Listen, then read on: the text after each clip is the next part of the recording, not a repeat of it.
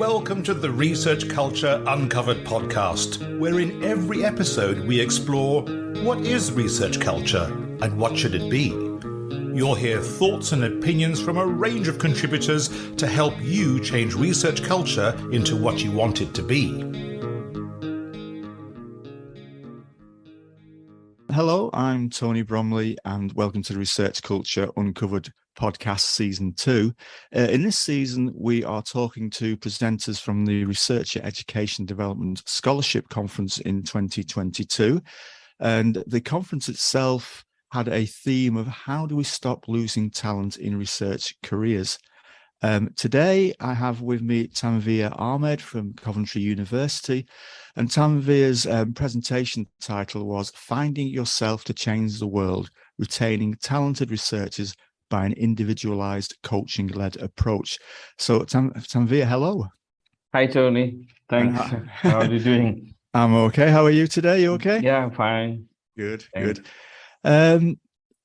We were talking earlier, actually, you mentioned you were an avid reader. And I just wonder, is there a particular genre that you like? Science fiction, thrillers, stuff which are complex and take me away from my day-to-day work and complexities of life. Let's get to the main body of what we're going to talk about. So, again, just coming back to your presentation title, Finding Yourself to Change the World, Retaining Talented Researchers by an Individualized Coaching-Led Approach.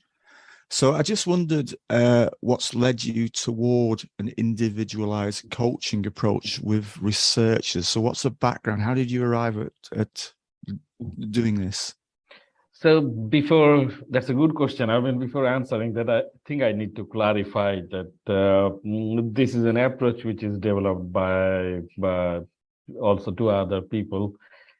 One is my line manager, Dr. Heather CS, and the other one is Dr. Iveta Simera. And the presentation will also be contributed by the three of us in the Reds. Although I'm leading the research in evaluating this approach.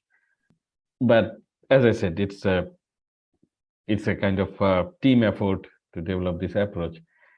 Anyway, you asked about what led us to this individualized approach to researcher development. So actually in the past, we noticed a lack of retention of learning from different workshops and trainings that we offered. People tried to attend most of the topics which were offered, but in situations where they did not manage to apply what they have learned or experienced, the learning or development was gradually forgotten, and they couldn't, in our understanding, they couldn't get a return of the time and effort they invested on the first place.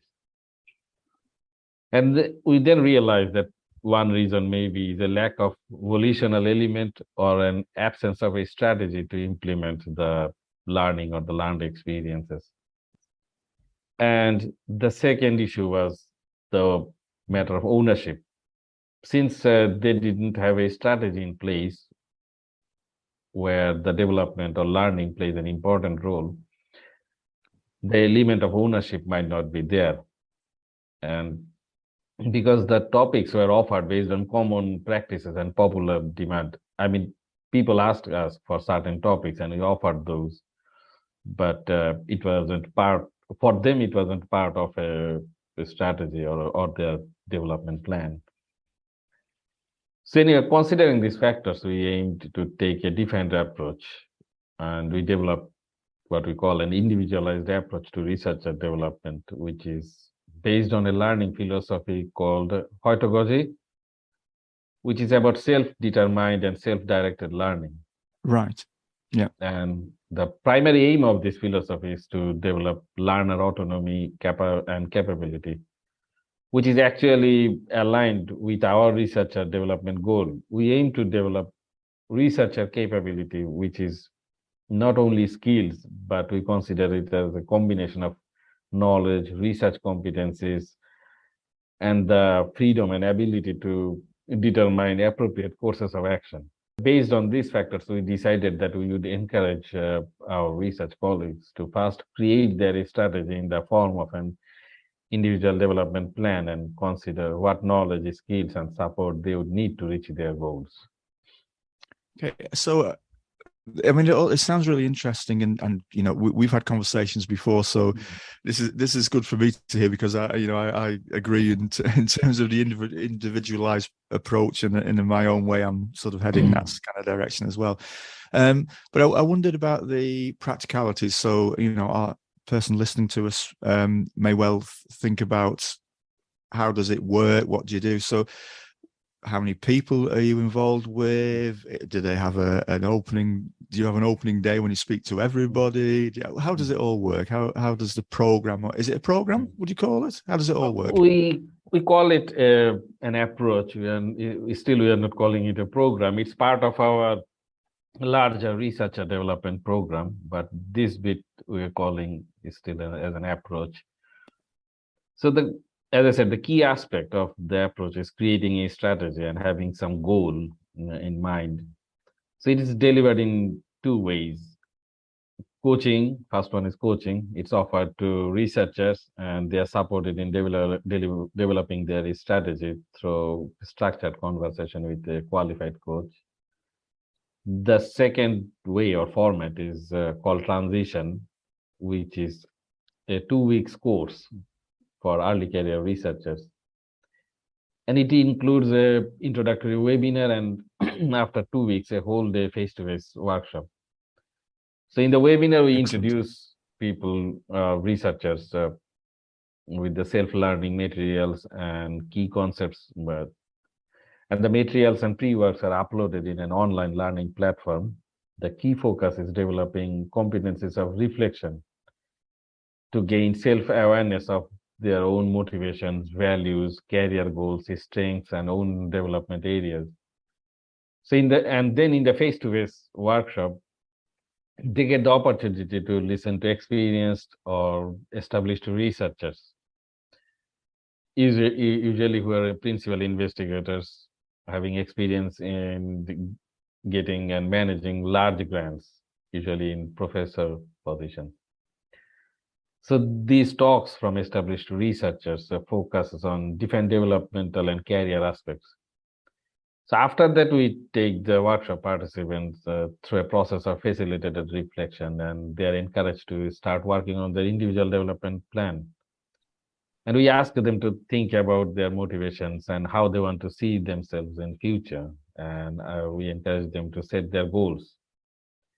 And coaching is also offered at that point. We just let them know that it's something which is there if they want. So this is sorry, I keep interrupting you. No, I just wondered how many people you work with. So if you have that face-to-face session, how many people are there in that room? Is it 10 people, 20, 100? How many people you work with in as one group? I mean, with the first cohort in the webinar, we had 17, and in the room we had, I think, 9. But right, with the last cohort, which we just ran in the first 2 weeks of September, we had 20 in the room, 20 early career researchers. So there's the, as you described, there's the coaching, there's the opening session there. Is the coaching offered over a period of years or time, or is it one coaching session, or is it something you keep letting people come back to? It's usually decided with the coaching client and how many hours they need, but it's usually not that long, not year long. It may be 6 or 7 sessions with one participant. Yeah, I just wondered if there was touch points, I guess, as people progress and hopefully taking ownership. So is there, I don't know, do you have a session 6 months out or something where you get people back together, or do you just ask how people are doing? Is there continuous touch points a bit? We are working to create those follow-ups, and usually in our strategy is that we are encouraging people to check their progress or follow up their progress with their line managers, and also if they want, they can do it with us and have a conversation with us, maybe a follow-up, a one-to-one session, or having a coaching conversation. Yeah. No, that sounds good. So I just wondered how this is being received. Of course, we all have plans and we have ideas and we start putting them into practice, and we hope that people love what we do, and sometimes they do, sometimes not so sure perhaps. But how is it being received among your researchers, do you think? Have you had some good feedback? I mean, there has been some good responses. Generally, they appreciated the opportunity to learn from experienced researchers and the space to start working on their own strategy and the plan. They liked the opportunity to reflect on their career trajectory and their research practice. Especially, they could understand their own values, their strengths, and what they need to, develop to reach their goals. So they appreciated that opportunity and that reflective practice, because we made it clear that it doesn't only contribute to your career but also to your research practice. So they liked it very much. So I mean that's good to hear. I wondered if you were targeting particular researchers. Is it open to anybody? Is it open to postgraduate researchers, postdoctoral researchers, staff? Do you target groups or? So it's a post PhD, early career researchers, Right. and we are also looking to design and deliver similar initiatives for postgraduate researchers, Okay. especially those who are nearing the completion. Okay. Oh, so looking at would this be looking to future employment or the next role, that kind of thing, do you think? Yeah, future employment or next role, what they want to do, whether they want to be in academic role or in the industry or in public services. Yeah. So I wondered if I wanted to put this into place, I wondered what the sort of learning that you've had from the first experiences of it. Is there any, just as a way of summary and bring things together, are there particular points that of advice or particular learning points you've had from doing this? I think, we had to think carefully when we started this initiative, because we had to break away from that regular practice of, people are used to being in workshops and then going away. But we tried to break away from that practice, and we have been asked whether we will be offering training workshops on